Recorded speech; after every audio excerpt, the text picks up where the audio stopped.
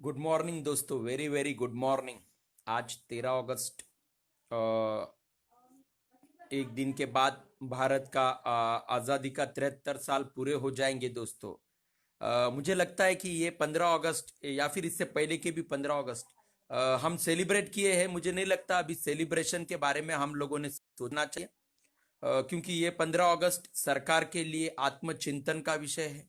इस 15 अगस्त को सरकार ने याद करना चाहिए, भारत सरकार ने और समस्त राज्य सरकारों ने ये 15 अगस्त को हमारे महात्माओं की कुर्बानी याद करनी चाहिए कि यह आज़ादी हमें कैसे मिली है।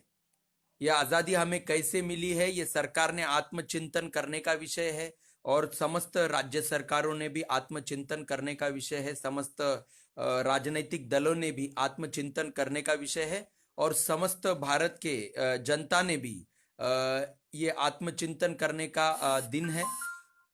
क्या हमें आज़ादी कैसे मिली थी और ये आज़ादी हमें क्यों मिली थी? जब तक हम ये दो सवाल का आत्मचिंतन नहीं करेंगे, देश में का कार्य प्रणाली बोलो या न्याय प्रणाली बोलो, ये चेंज नहीं होगी। और जब तक कार्य प्रणाली और न्याय प्रणाली अगर चेंज नहीं होंगी, तब तक हमारा देश का 15 अगस्त सेलिब्रेशन या फिर 26 जनवरी जो हमारा रिपब्लिक डे है, वो सेलिब्रेशन पूरी तरह से एक खोखला बन के रह गया है दोस्तों।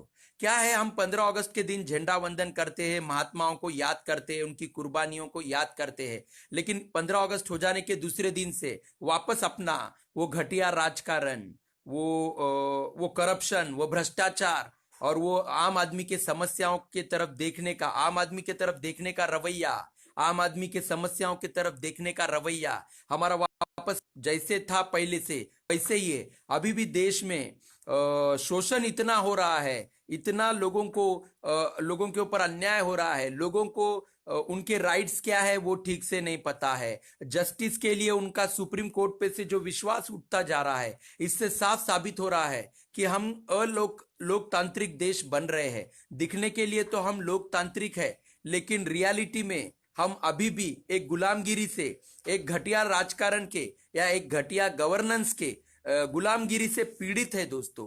65 लाख पेंशनर अपने जीवन में जो नौकरी की है, जो खास्ता खाई है उन्होंने, लेकिन अभी तक भारत की सरकार उनको न्याय दिलाने में सक्षम नहीं है। कई बेरोजगार ऐसे ही घूम रहे हैं जिन्हें रोजगार नहीं है, ना ही उन्हें पता है कि आगे चल के उनको रोजगार मिलेगा या वो ऐसे ही मरेंगे। और सरकार को ये सवालों से कोई लेना देना नहीं है। सरकार को हिंदू मुस्लिम मुद्दे से लेना देना है, सरकार को अपनी वोट बैंक कैसे बढ़ सकती है उससे लेना देना है, अपने सरकारें कैसे बन सकती है। महामारी के समय में जनता के कामकाज बंद कर दिए दोस्तों, उनके न्याय प्रणाली बंद कर दी, लेकिन वही सरकारों ने मध्य प्रदेश में बनी बनाई सरकार गिराई इसी महामारी के दौरान और खुद की सरकार वहां पे स्थापित की। राजस्थान में वहां के एमएलए खरीदी करने की कोशिश की गई, वहां की सरकार गिराने की कोशिश की गई दोस्तों। इससे आपको समझना चाहिए कि देश में एक हिटलरशाही का वातावरण पैदा हो चुका है। ना कार्य प्रणाली ठीक से हो रही है, ना न्याय प्रणाली ठीक से हो रही है। तो आप सोच लीजिए कि ये कितना गंभीर विषय है कि आने वाला समय हम कैसे होगा। सबसे पहले गरीब लोग कैसे मारे जाएंगे?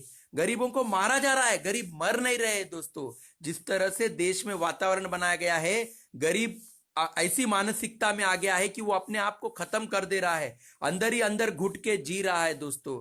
तो मुझे लगता है, मैं मेरा विषय खत्म करता हूं, मुझे लगता है कि भारत सरकार ने और राज्य सरकार ने और समस्त पॉलिटिकल पार्टीज, जो भी राजनीतिक दल है और देश की जनता ने ये 15 अगस्त को आत्मचिंतन करना जरूरी है। क्या हम एक लोकतांत्रिक देश में जी रहे हैं? क्या हम आम आदमी और उसके समस्याओं के प्रति अपना योगदान दे रहे हैं? क्या हम उन्हें न्याय दिलाने के लिए, उनकी कार्य प्रणाली को और सशक्त करने के लिए हमने ऐसी क्या कोशिशें की है जो हम 15 अगस्त सेलिब्रेट करना चाहिए दोस्तों? ये बहुत बड़ा सवाल है। ये सरकारों का काम है। केंद्र सरकार इतनी मेजॉरिटी में होने के बावजूद भी केंद्र सरकार जनता के प्रति इतना इतना घटिया रवैया कैसे हो सकता है? मैं माननीय पंतप्रधान श्री नरेंद्र मोदी जी से पूछना चाहता हूं कि आपको नैक कमेटी का शिष्टमंडल जो उनके वहां पे वरिष्ठ लोग आप तक पहुंचे थे, हाईकमान नैक कमिटी के आप तक पहुंचे थे, अभी तक आपने उन्हें प्राथमिकता क्यों नहीं दी है? उन बुजुर्ग पेंशनरों का इस देश के जीडीपी में, इस देश के निर्माण में कोई योगदान नहीं है क्या? मैं यही सरकार से बार बार पूछना चाहता हूं, क्या उन उन पेंशनरों के साथ जो अन्याय हुआ है और सरकार के द्वारा और न्याय प्रणाली के द्वारा जो घटिया रवैया उनके तरफ दिखाया जा रहा है, और कितने पेंशनर रोज का रोज मर रहे हैं, लेकिन अभी भी सरकार टस से मस नहीं हो रहे हैं, चाहे वो केंद्र सरकार हो चाहे राज्य सरकार हो। तो क्या हम ये लोकतांत्रिक, ये जो हमारा 15 अगस्त आ रहा है, हमारा 74वां साल आजादी का जो आ रहा है, हम इसे किस तरह से देखना चाहिए? तो मुझे लगता है माननीय पंतप्रधान श्री नरेंद्र मोदी जी ने इसे आत्मचिंतन करना चाहिए कि हमें आजादी कैसे मिली और आजादी क्यों मिली थी। हमारे महात्माओं ने आजादी हमें आजाद भारत के सपने देखने के लिए दिलाई थी या अन्याय के खिलाफ लड़ने के लिए दिलाई थी? ये शोषण कब तक चलेगा? 65 लाख परिवार आपको मजाक लगता है क्या? उनके ऊपर हुआ शोषण आपको मजाक लगता है क्या? मैं यही पूछना चाहता हूं। ठीक है, आशा करता हूं कि ये 15 अगस्त सरकार आत्मचिंतन जरूर करेंगी और अपने गलतियों को जरूर महसूस करने की कोशिश करेंगी और उसके ऊपर काम करने की कोशिश करेंगी। जय हिंद, जय भारत, ज्येष्ठ भारत, श्रेष्ठ भारत, नैक कमिटी जिंदाबाद, नैक कमिटी जिंदाबाद। अशोक राउत सर आगे बढ़िए, अशोक राउत सर आगे बढ़िए, सत्यमेव जयते। जय हिंद, जय Bharat. Thank you so much दोस्तों।